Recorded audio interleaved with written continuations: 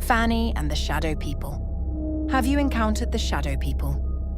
This is the story of Fanny and her family who just moved into a new house. Fanny's family was excited but anxious about their move. They had high hopes for a fresh start in their new home. On the road, a fast-approaching big truck, whose driver had fallen asleep, almost hit their car. The truck veered off the road and into the rice fields. "That was close. Thank God we're okay," said Fanny's dad. Her dad decided to help the driver of the truck, who was severely injured, while Fanny called the emergency hotline. The emergency team arrived and took over, and after ensuring everyone was okay, Fanny's family continued their journey to their new house. Their initial excitement was replaced with relief that they had narrowly escaped a serious accident. They arrived at their new home, tired and shaken. Fanny dreamed about the accident and was woken up by a noise outside her window. People were talking outside. She got up to check but saw no one. "That was strange. I swear I heard people talking outside my window," she murmured. Morning came and the family started to unpack and arrange their things. Everyone was exhausted by midday, and Fanny's parents went out to buy food. As Fanny relaxed on the couch, she fell asleep and dreamed of the accident again. Then sleep paralysis attacked her. She saw shadowy figures watching her sleep. There were 3 of them, whispering to each other, just like the voices she heard outside her window last night. Terrified, Fanny prayed for help, and the paralysis lifted. "Thank God," she whispered in relief.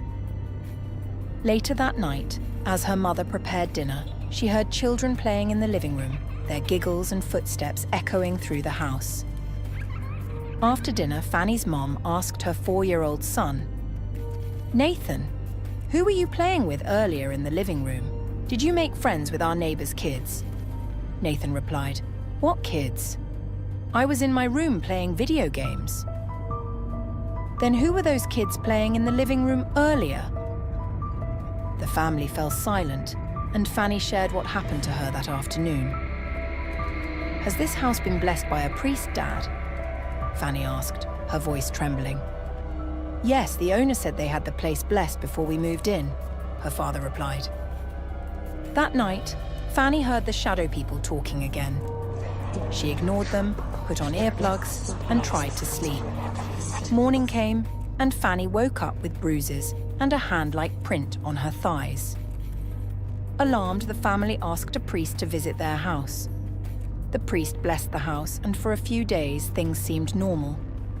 But soon the Shadow People began to make their presence known again.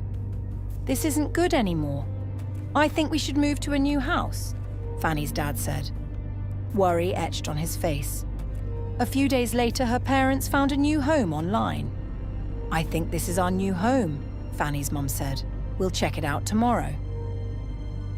The next morning, Fanny's parents went to check on the new home, which was just an hour away. Night fell, and her parents still hadn't returned. Fanny called their phones, but no one answered. She hugged her brother, and both of them fell asleep waiting for their parents to come home. In her sleep, Fanny dreamed about the accident again. She heard sirens and mumbled voices. "This one is still alive," a firefighter said. "Her pulse is weak, but I think she can survive." The voices faded into silence. Fanny woke up in tears while hugging her favorite teddy bear. She remembered that on the day they moved, they were hit by a truck. The driver had a heart attack, and the truck collided with their car. Everyone died except her. She realized that everything she experienced since the accident was a figment of her imagination, a way for her mind to cope with the loss of her family. As she cried, she heard mumbled voices of people talking in her back. Fanny turned around and she saw her parents and her little brother smiling. Fanny's mother said, "Take care, my child, and don't worry about anything. We are always here watching you."